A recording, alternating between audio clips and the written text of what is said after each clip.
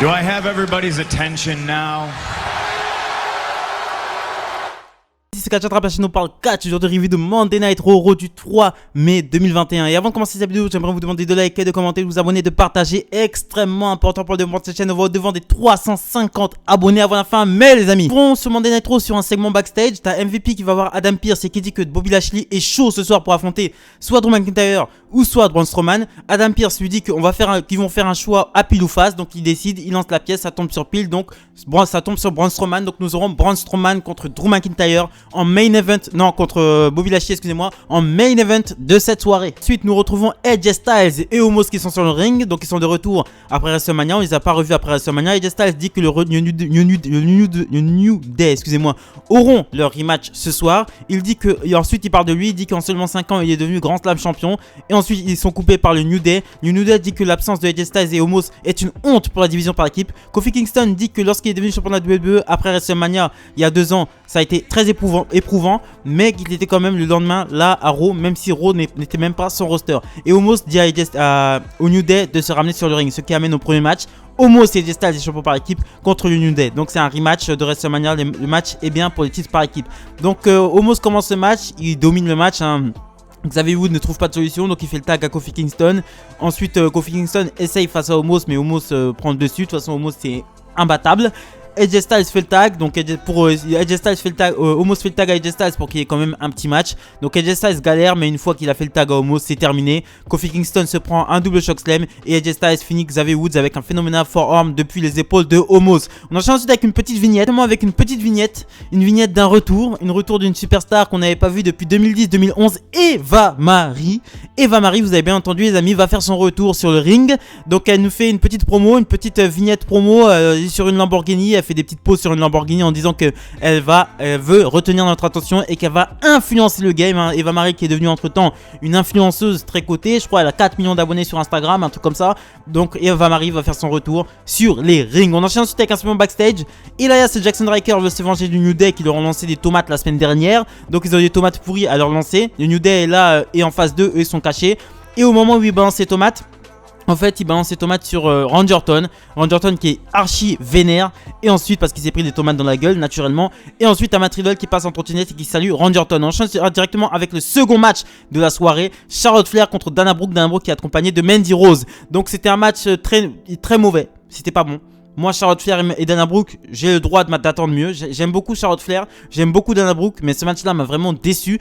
Et la victoire revient à Charlotte Flair qui réussit à faire abandonner Dana Brooke avec son figure 8. Et ensuite, après le match, elle continue la prise. Mais t'as Mandy Rose qui dégage Charlotte Flair du ring. Et ensuite, t'as Sonya Deville qui fait son entrée. Elle dit que Charlotte a une proposition à nous faire. Et Charlotte prend le micro. Elle dit que qu'elle a mis fin à la streak de Asuka, qu'elle a vaincu Rhea Ripley pour le titre NXT, qu'elle a influencé la division féminine de la WWE, et elle demande à Sonya Deville de prendre la bonne décision. Sonya Deville lui dit qu'elle accepte la proposition de Flair de l'ajouter au match de championnat féminin qui devient un triple menace à WrestleMania Backlash. T'as Rhea Ripley qui arrive et qui dit que l'ajout de Charlotte Flair au match est injuste. T'as Asuka qui arrive et qui dit qu'elle peut battre Charlotte Flair et qu'elle peut battre Rhea Ripley en même temps. Et t'as Rhea Ripley qui commence à s'énerver contre Sonya Deville et qui dit que Charlotte Flair ne mérite pas sa chance. T'as Charlotte Flair qui attaque Rhea Ripley et qui fout Rhea Ripley en dehors du ring. Et t'as Asuka qui attaque Charlotte et qui fout Charlotte en dehors du ring pour conclure le segment. Et t'as Asuka qui célèbre sur le ring, qui est la Last Ladies pour conclure ce segment. Donc le match à WrestleMania Backlash ne sera pas contre Rhea Ripley contre Asuka, donc ce sera Rhea Ripley contre Asuka contre Charlotte pour le titre féminin. Donc ce qui est une très bonne nouvelle, ça va donner un très bon match et ça peut peut-être être même le show stealer de la soirée. On enchaîne directement avec un segment backstage. T'as Sheamus qui attaque Humberto Carrillo qui est en pleine interview en backstage et qui lui dit que comme ça il ne sera pas en condition d'accepter son Open Challenge et il lui dit on se voit la semaine prochaine. Donc on enchaîne directement avec Adam Pearce qui dit à Sonya Deville de ne pas prendre de décision à sa place et Sonya Deville s'excuse. Donc Sonya Deville qui commence à prendre des décisions à la place d'Adam Pearce depuis la semaine dernière. C'est quelque chose de très intéressant, de cette sorte de dualité pour le pouvoir de General Manager de Monday Night Raw. C'est quelque chose de très intéressant et c'est quelque chose que je vais suivre de très près. Nous enchaînons ensuite avec le troisième match de la soirée, Damien Priest contre le Morrison qui est accompagné du Miz. C'était un très bon échange et ça m'a fait vraiment plaisir de voir John Morrison catcher un peu, voilà, pas faire le guignol et catcher un peu. Franchement, il a fait un Spanish Fly à Damien Priest de la seconde corde. J'ai jamais vu ça. Un Spanish Fly de la seconde corde, c'était extrêmement impressionnant. Parce que de la troisième corde, t'as plus d'élan, mais de la seconde corde, faut vraiment. Il est parfaitement exécuté, quoi. Droit. Un backflip droit. Pas un backflip sur le côté ou je sais pas quoi. Non, un vrai backflip bien droit. C'était très bien exécuté. Mais c'est quand même une victoire de Damien Price avec son Hit the Light sur John Morrison. Et ensuite, à cause de. En fait, Damien Price place son Hit the Light sur Damien Price pour la victoire. Mais cette victoire est grâce aux mises. Damien Price gagne grâce aux mises. Parce que le mise, à un moment donné, t'as John Morrison qui réussit à faire un petit paquet sur Damien Price. Mais t'as mise qui distrait l'arbitre alors que John Morrison est en train de faire le compter. Donc Damien Price a eu le temps de se dégager et a placé directement son Hit the Light pour la victoire. On enchaîne ensuite avec un segment backstage. T'as Adam Pearce qui est avec Mansour. Mansour qui est le catcheur saoudien qui fait souvent des apparitions pendant les shows saoudiens. Donc voilà, qui est le nouveau. Il nous a annoncé que Mansour est un nouveau membre de l'écurie de Monday Night Raw. Et ensuite ils sont coupés par Sheamus. Sheamus qui se fout de la gueule de Mansour et qui lui demande d'accepter son Open Challenge. Donc nous aurons un peu plus tard dans la soirée Sheamus contre Mansour pour le titre US. Avec le 4e match de la soirée, les amis, Lucha House Party contre Shelton Benjamin et Cedric Alexander. Donc c'est le premier match de la Lucha House Party sans Kalisto qui s'est fait têche de la WWE. Donc bon, c'était un bon échange qui s'est conclu par la victoire de la Lucha House Party avec un springboard elbow drop de la part de Grand Metallic sur Shelton Benjamin. Et ensuite après le match, t'as Cedric Alexander qui prend le mic. Il prend le mic et il dit à Shelton Benjamin qu'ils ont. C'est pour ça qu'ils ont quitté leur business.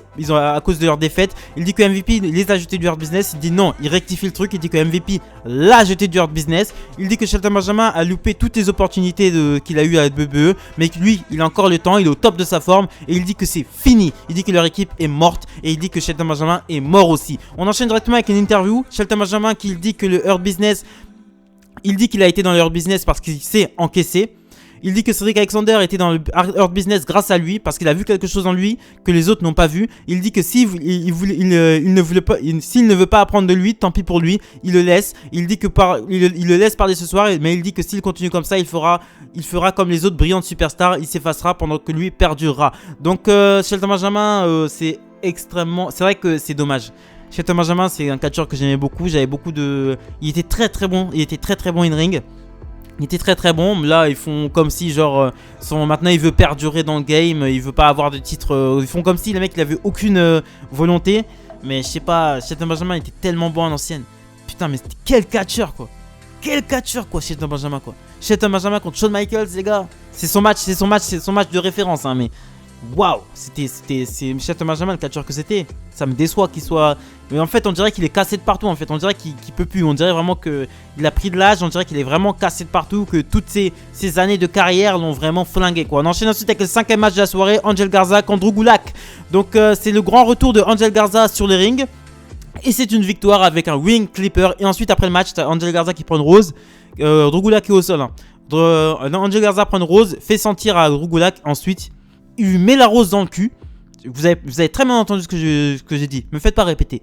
Il lui met la rose dans le cul. Et ensuite, il lui met un gros coup de pied dans le cul. Et il se barre. J'ai pas compris. En fait, il lui fait sentir la rose. Tu vas voir, ton cul va sentir la rose, quoi. Il lui met un gros coup de pied dans le cul. Et Drew Gulak, il gueule. Il fait Drew Gulak, son respect, sa dignité, elle est perdue. Je peux plus croire en Drew Gulak. C'est fini, je peux plus croire en Drew Gulak. Pourtant, c'est un catcheur que j'aime bien. Mais là, la rose dans le cul, c'est vraiment, pour moi, c'est pas possible. On enchaîne directement ensuite avec le RK Bro, Randy Orton et Matt Riddle contre Elias et Jackson Ryker. Donc, Randy Orton qui est devenu le grand face, hein, à mon grand désespoir, c'est devenu un face, quoi. En 2 semaines, quoi. Le mec, tout ce qu'il a fait l'année dernière, buté Edge de tous les sens, tous les coups de pute à Drew McIntyre. Il a même donné un punt kick à Ric Flair. C'était le retour du punt kick. Il en avait mis un Big Show, il en avait mis un Christian, il en avait mis un tout le monde. C'était vraiment la terreur de Monday Night Raw. Il est devenu champion de la WWE. Et, oh putain, il est le catcheur de l'année. Tout ça pour ça. Toute cette année de malade, toute l'année de Randy Orton, le retour de Randy Orton qui revient d'entre les morts pour ça. Pour RK Bro. Non les gars, peut-être que ça vous plaît, peut-être que c'est cool, je sais pas quoi, mais non, putain. Donc Randy Orton et Face, ils refont. En fait, c'est le même schéma que la semaine dernière. Hein. Matt Riddle galère. Une fois qu'il faut le hot tag, c'est terminé. Randy Orton prend le dessus. Et à un moment donné, il est sur le point de porter son DDT des cordes, Vintage Orton. Mais t'as Matt Riddle qui lui demande le tag. Il fait le tag. Et ensuite, Randy Orton place un DDT comment ça s'appelle, à Elias. Et ensuite, t'as Matt Riddle qui fait son Flying Bro. Et Randy Orton met un RKO à Jackson Ryker. RK Bro, ouais, franchement les gars, je peux comprendre que ça vous plaît, c'est cool, c'est du jamais vu. Randy Orton n'est pas souvent en équipe, il a fait équipe avec Edge et Bray Wyatt. Je peux comprendre que ça vous fait plaisir, mais en fait on aurait pu faire RK Bro, mais Randy Orton reste face, reste heel. Ça aurait été largement mieux, ça aurait été une très très bonne dynamique. Randy Orton reste heel, Matt Riddle reste face, et ça fait justement ça fait une sorte de truc. Mais là Randy Orton après la victoire, il prend la main de Matt Riddle, il la lève au-dessus s'il te plaît quoi. Randy Orton prend la main de Matt Riddle et fait oh, on a gagné. On passe à autre chose. Donc US Open Challenge, Sheamus contre Mansour. Premier match de Mansour hors Arabie Saoudite. Non, je rigole. Hein. Donc parce que Mansour a déjà fait des matchs du côté de 205 Live. Mansour qui est sur un sans faute depuis 2019. Il n'a jamais perdu depuis 2019. Donc Sheamus a clairement le dessus sur Mansour. Mansour réussit quelques petits retours avec un tornado DDT notamment, mais Sheamus prend largement le dessus et à un moment il prend le dessus et à un moment il allait placer son broad kick. T'as Humberto Carrillo qui l'avait agressé au début de soirée qui vient agresser Sheamus et qui vient faire un dive à Sheamus, mais Sheamus réussit à prendre le dessus, lui met un broad kick, à Mansour et ensuite célèbre avec son titre. Donc Sheamus gagne le match par disqualification parce qu'il s'est fait agresser par Humberto Carrillo. Et c'est la première défaite de Mansour depuis 2019. On enchaîne ensuite avec le Alexa Bliss Playground. Ça me saoule. Ça me saoule. En gros, je vais vous dire ce qui s'est passé en gros. Hein. Donc Alexa Bliss dit que la couleur préférée de Lily est le rouge et que les problèmes la suivent partout. Elle dit aussi que quelqu'un attire leur attention et il ne faudra pas blâmer Lily pour ce qui va arriver. Donc Alexa Bliss qui a une cible. La cible est en rouge. Bon, c'est le Fiend. Il n'y a pas de souci là-dessus. C'est le... Ça me saoule, Alexa Bliss, le Fiend, ça me saoule, mais ça me casse les couilles, vous pouvez même pas vous imaginer quoi.